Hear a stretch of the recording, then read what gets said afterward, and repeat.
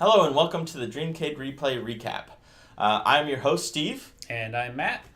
And today's purpose of the video, we wanted to have, because we have been seeing a few people talking about where this project has gone and that they haven't really been keeping up to date with things. So we really wanted to have, in a different format, show where we've come from the very beginning of the replay up until the current date. So let's go to the very beginning of this, when we the very first campaign. Yeah.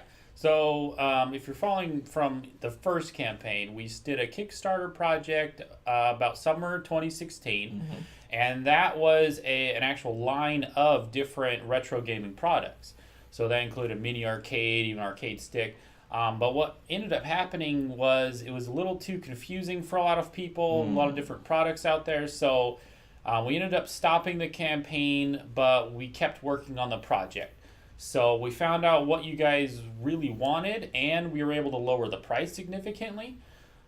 So after that, we did a relaunch. That's good. So I remember the relaunch was in the summer of 2017. So with the relaunch, we focused specifically on the console. Yeah, so we were able to include additional features at a lower price.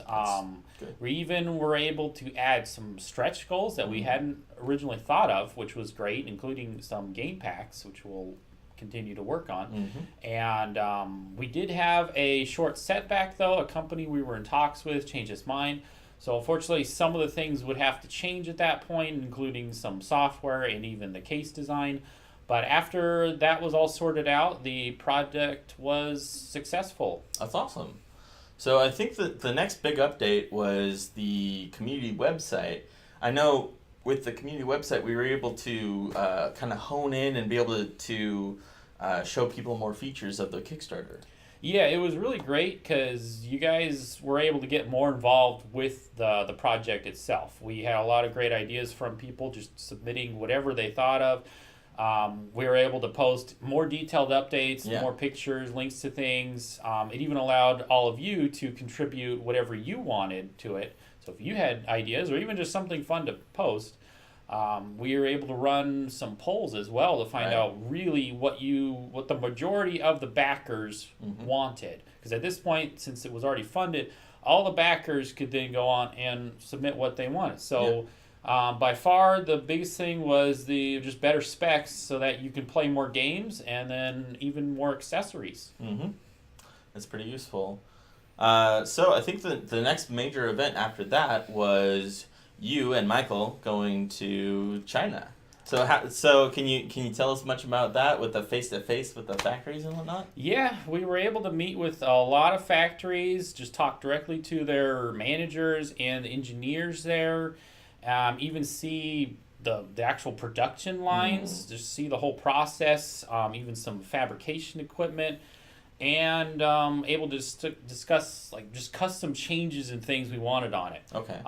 We're going over all the different options available, even some new ones we hadn't originally known about, some new ones that really just weren't to market quite yet.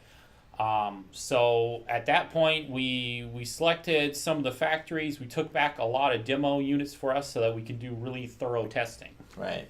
Yeah, and I know with the demo units with the holidays and through the new year, we were able to do a lot of that performance testing, stress testing, and all that. So can you tell a little more about that? Yeah, definitely. So on through the new year, we put those units through as much testing as we could figure out, and really narrow down the ones that would just play games better. Yeah, because we had multiple units, right? Yeah, we had multiple different units to work with.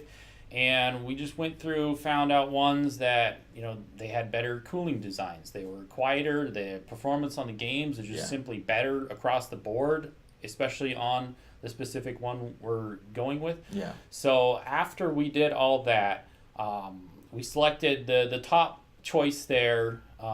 Michael booked his next trip out to China, and the goal of that was to finalize everything, working on the contract, getting all the little details, which I believe he's still finalizing right now at this moment. So in the end, we're going to end up with just a better product overall that can play more games, has even more accessories and storage options that we originally had thought of. Right. Yeah, I know we kind of went more with the function over the form concept.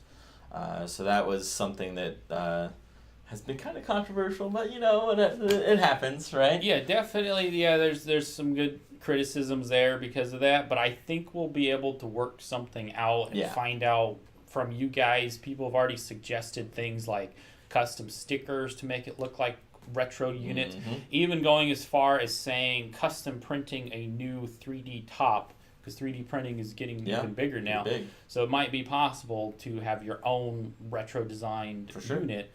But yeah, we'll keep at it and we'll keep working on things. For sure. All right. Well, that's pretty much brings us back to where we're at right now. So appreciate you sticking in and listening to the whole video. So at this point, we are going to try to do more videos.